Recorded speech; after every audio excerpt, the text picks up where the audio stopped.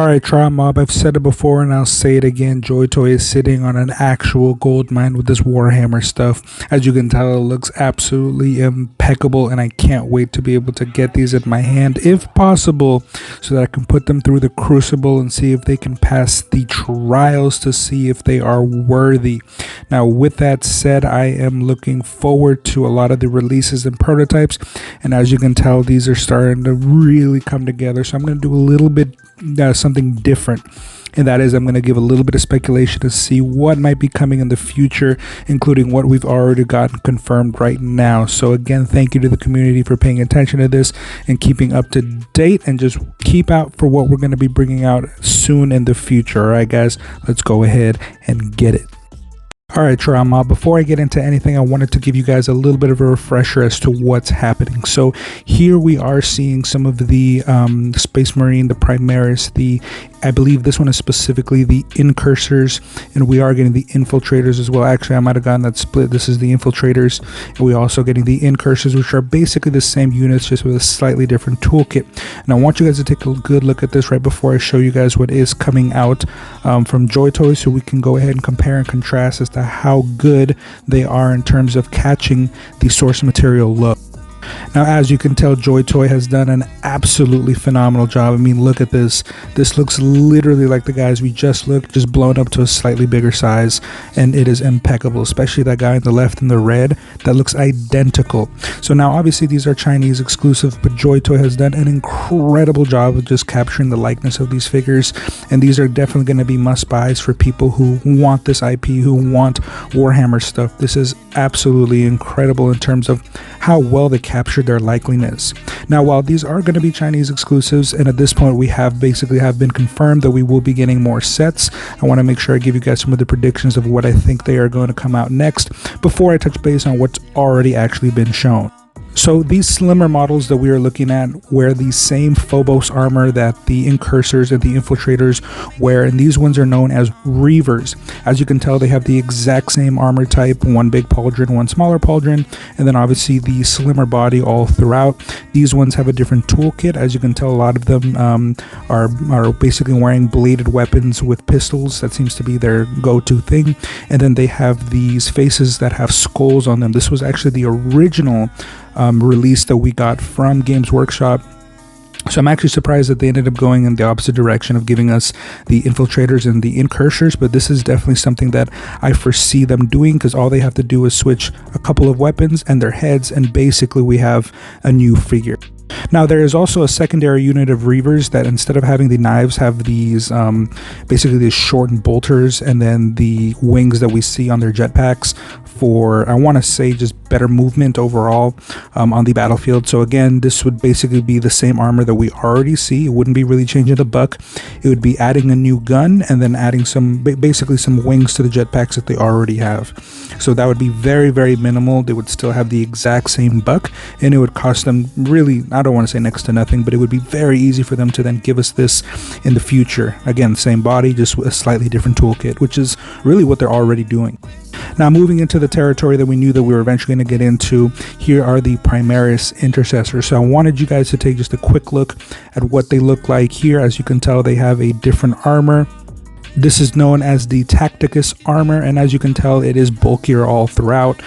Here they have more larger weapons, like actual bolters, and they do look obviously great, and they are a thicker model. Again, this is more what you think about when you think about Space Marines.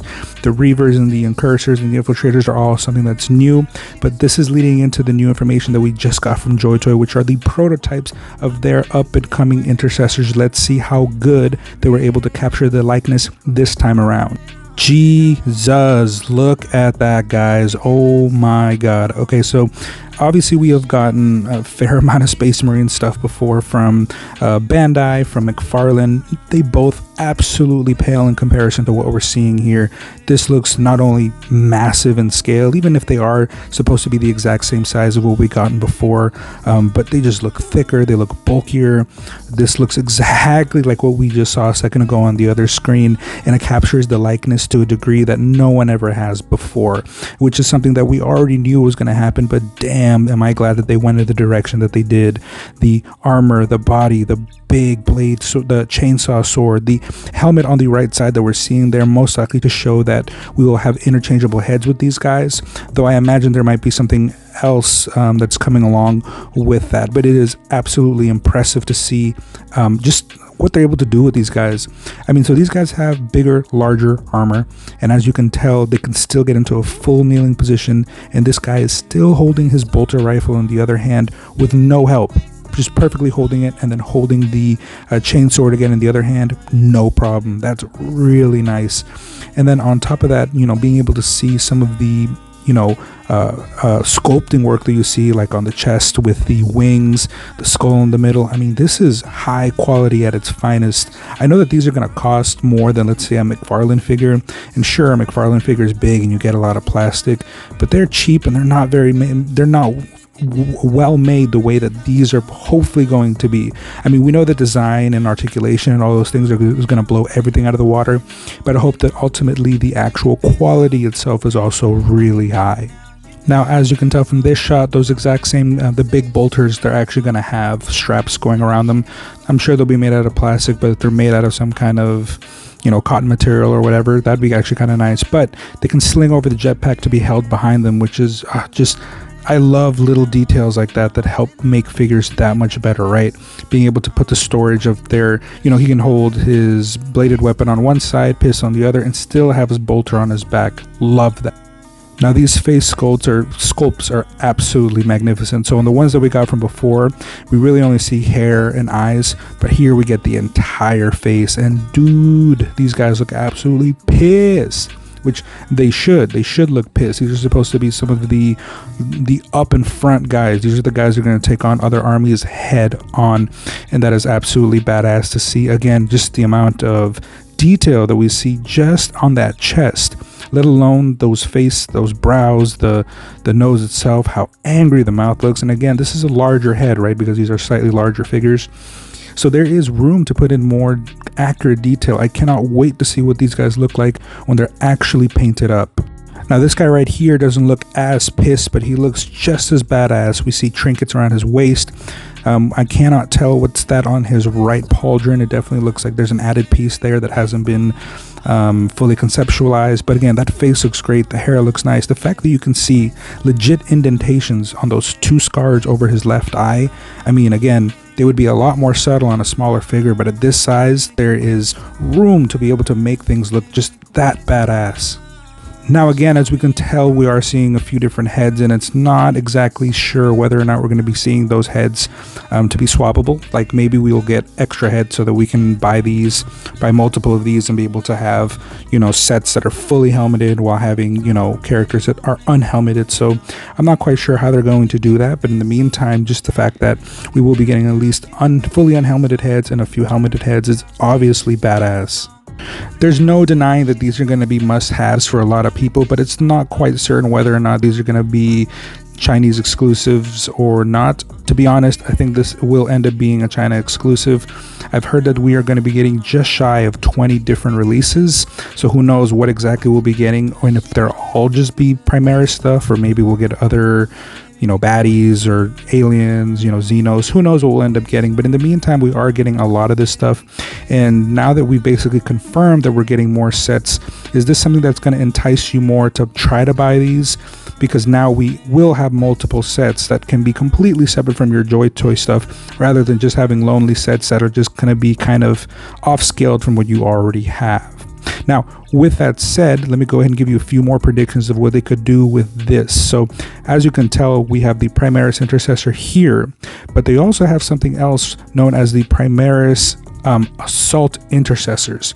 So as you can tell here, it's the exact same armor. They're also unhelmeted. We see that there are a few different variations. Like on the left, we see that half head right there, but we also get a few more different kinds of weapons. So like the power hammer in the middle that we see, the guy holding his knife on the left, like these guys are supposed to be a bit more kind of like hands-on Primaris intercessors.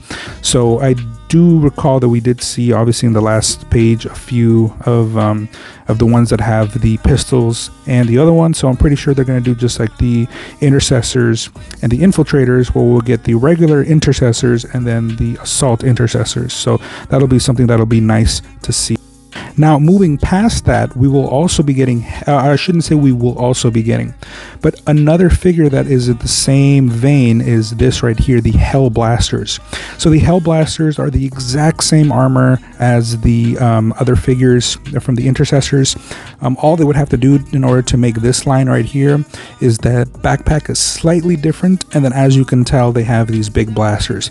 Other than that, it would be the exact same body. It would be minimal changes. It would cost them very little to do this, and they would be able to provide us literally a whole new squad of figures that has minimal changes to it. Again, it would be mostly the same backpack with a slight difference, and then the weapon, of course, that connects to it. But other than that, they're basically intercessors with plasma weapons, and I think that would be an easy way for them to give us another variant. Now, on top of being able to give us this, the last variant that I'm aware of, and if you guys know any more, is the Space Marine Outriders.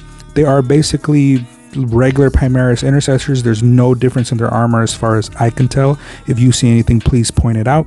But as you can tell, they would be on motorcycles, and as you know, Joytoy loves doing vehicles, so this would be just an obvious addition to add, 3 or 4 of these different motorcycles with 3 or 4 of these intercessors obviously driving them, with a few different changes. Like, I think these guys obviously don't have any bolters. It would only be pistols, so there would have to be a small minor adjustments, but this would be absolutely badass and a must buy for anybody, and it would help bolster your intercessors too, right?